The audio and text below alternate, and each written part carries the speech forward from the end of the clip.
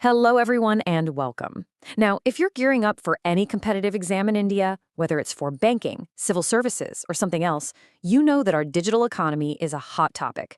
It's absolutely non-negotiable. So today, we're going to dive deep into a really critical piece of that puzzle, India's payment systems. And we're using insights straight from the RBI's latest report. So let's just jump right in.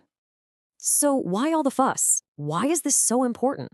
Well, just look at this number on your screen. 38 times. In just the last decade, from 2014 to 2024, the sheer volume of digital transactions in India has exploded by 38x. That isn't just growth, my friends. That is a full-blown revolution. And it's a headline fact you absolutely need to have in your notes. All right, to help you structure your notes perfectly, here's our game plan for today. We're going to start with the foundation, the legal stuff. Then we'll get into the big money systems, followed by the payments you and I use every single day. After that, we'll look at the crucial regulations, and we'll wrap up by looking at India's growing role on the world stage. Let's do it. Okay, so before we start talking about all the cool stuff like UPI and RTGS that you hear about all the time, we've got to understand what makes it all work. You can't build a skyscraper without a solid foundation, right? So let's talk about the legal bedrock of India's entire digital payment world. The one law you have to know is the PSS Act of 2007. This is the big one. It's the source of the RBI's power to regulate and supervise every payment system in the country. Now, here's a key update for your exams, so listen closely. As of 2025, the old board, called the BPSS, has been replaced by a new, more powerful body called the Payments Regulatory Board, or PRB. And yes, it's still chaired by the RBI governor. Super important point. So the RBI basically sees the payment universe in two big buckets. You've got your large value or wholesale systems on one side. Think of these as the giant trucks on a financial highway, moving huge amounts of money between banks. Not many transactions, but the value is massive. And on the other side, you've got retail systems. This is our world, the city streets where we're buying coffee, paying bills, shopping online. Tons and tons of transactions, but for smaller amounts. Understanding the split is absolutely key. And wow, this chart just says it all, doesn't it? When you look at the sheer number of transactions, the volume, UPI is the undisputed king. It's not even a close race, with almost 85% of all digital payments. It's just completely dominant. But hang on a second. Because when we flip the script and look at the actual value, the amount of money being moved, the entire picture changes. Look at that. RTGS, which was just a tiny sliver in the last chart, now accounts for more than 2/3 of the total value. This is what we call the volume versus value paradox. It's a classic concept and a fantastic potential exam question. So remember, UPI for volume, RTGS for value. Right, so keeping that value paradox in mind, let's zoom in on that financial backbone. Let's talk about the large value payment systems that are pumping serious money through the veins of our economy every single day. And the heart of the whole LVPS world is RTGS. You know, the name actually tells you everything you need to know. Real time means it happens instantly, no waiting. And gross settlement means every single transaction is handled one by one. It's not bundled up with others. Once it's done, it's final and cannot be reversed. And it's built for the big stuff, with a minimum transaction amount of 2 lakh rupees. Okay, for your revision notes, let's lock in the key facts about RTGS with a little mnemonic. Just remember RIG 24I. Got it? Let's break it down. R is for real time. I is for individual or gross settlement. G is for governed directly by the RBI. The 24 is for its 24/7 availability, which is a big deal. And that last I, that's for the international messaging standard it uses, ISO 20022. So RIG 24I. Go ahead and jot that down. All right, let's shift gears. We're leaving the heavy-duty financial backbone and diving into the systems that we all interact with constantly, the retail payment systems. And honestly, this is where so much of the exciting innovation is happening. And of course, we have to kick things off with the ultimate game changer, UPI. I mean, we saw the number earlier. Its dominance in transaction volume is just absolute.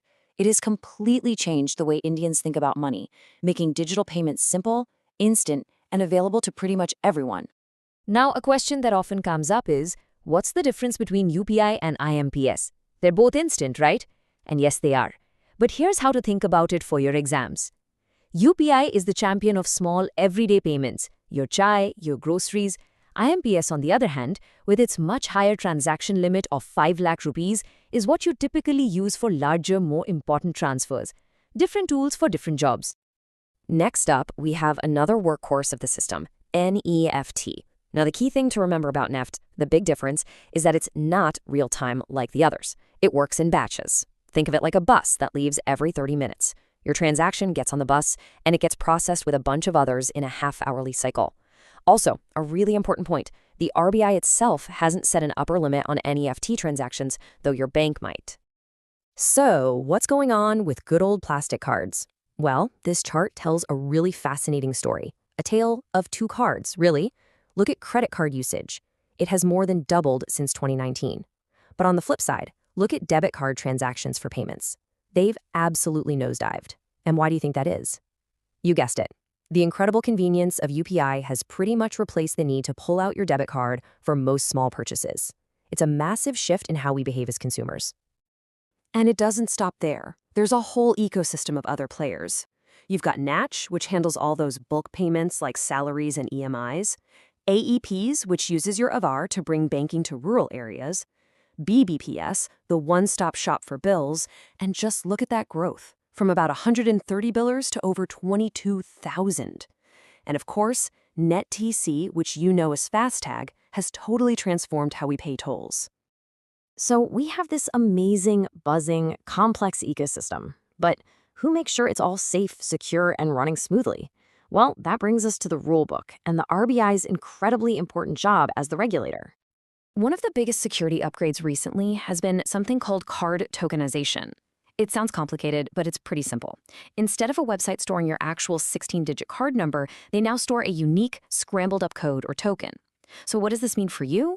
It means that even if a company gets hacked, the bad guys don't get your real card details. They just get a useless token. It is a huge, huge step up for our security. And here are a few other really impactful things the RBI has been doing. The PIDF scheme, that's all about pushing digital payments into smaller towns and the Northeast, so it's not just a big city thing. Treads is a lifeline for small businesses, helping them get paid faster. Linking credit lines directly to UPI, a total game changer.